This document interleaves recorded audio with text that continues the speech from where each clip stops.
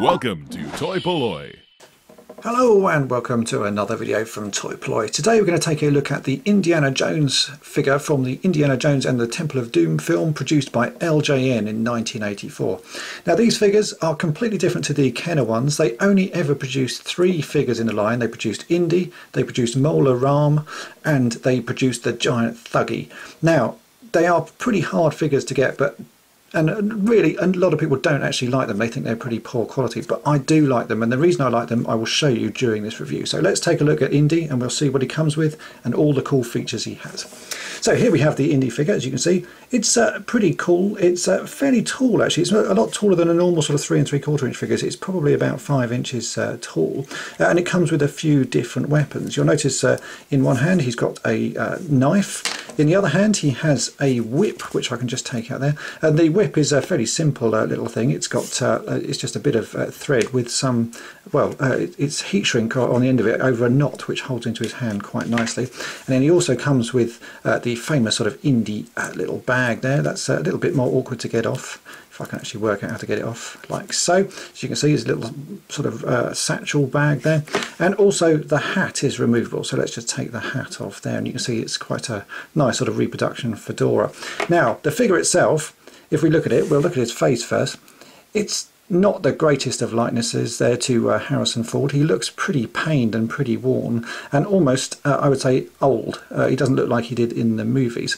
That's probably the weak point of the figure. The rest of the figure is quite nice. I think for LJN, this is actually a pretty good quality figure. They weren't known to produce great quality figures, so I think that for them, this is a pretty good one. The sort of detailing on the body is quite nice. If you look at his hand, he's got some bandages on there, like he's injured it, which of course he does in the movie. And he's got some sort of details on his trousers and a little holster on the side. Now this figure doesn't come with a gun. I think that's something that LJN were quite big on. None of their figures really come with guns. They all come with sort of swords and things like that. So I'm sure that's why he came without one, just came with a knife and a whip there. Now this uses the same battle-matic feature that LJN featured on a lot of their other toys. On the back you'll see there's a little lever, and if I move that lever, his arm springs up and down. Now this is a feature that they'd previously used on the Dungeons and Dragons line of toys. If I bring in one of my War Dukes, which I've also reviewed here on this channel, you'll see that he has the same lever on the back. If I do that, he moves his hand. So LJN were quite good at reusing these features over and over again, and later on, a few years after the Indy line, they obviously did Thundercats, and again same feature on the back of the figure, which raises and lowers the arms of the figures there. So they do reuse a lot of their gimmicks, but to me that's quite a good thing.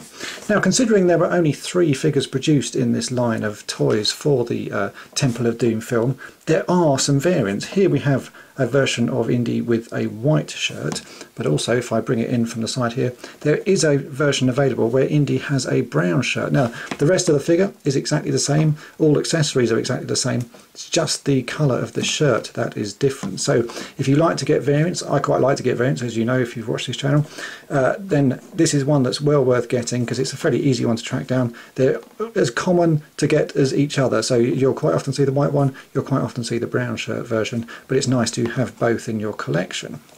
If we compare the LJN version to the Kenner version that was released a few years earlier for the Raiders of the Lost Ark film, you can see that there's quite a big difference, not only in size but also in quality of the sculpt. The Kenner version probably wins over sort of the quality of the sculpt, but for me the LJN version is actually a sturdier figure and is less likely to break. As you see with the Kenner figures, more often than not the thumb is missing, but I've yet to see an LJN version of Indy with his thumb broken off, so I think they are a far sturdier construction than the Kenner figures. The battle-matic feature on this works quite well if you have the sword knife in Indy's hand, but if you put the whip in his hand, because of the way the whip is constructed, if I do this now, you'll see that more often than not the whip flies out of his hand. It would have been better if they'd actually put a bit of sculpting and actually a bit of plastic on the end of this whip rather than just a little bit of heat shrink there, because it doesn't really fit in his hand properly. And you'll find one hand sort of fits it a little bit better than the others. We're actually not even that good on that hand.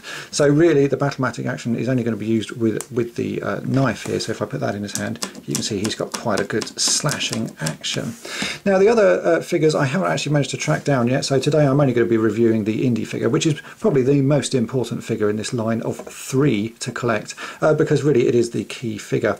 Apart from the head sculpt, I actually think these are quite nice. LJN do produce quite sort of childish looking toys. They don't go for the sort of quality that Kenner and Hasbro go for. They're quite sort of naive in their construction, very blocky, but they're also built to last. You don't find a lot of these figures broken. That goes for the same for the Dungeons and Dragons lines of figures, that because of the way they're constructed, they don't tend to break that often. So very good, very sturdy toys.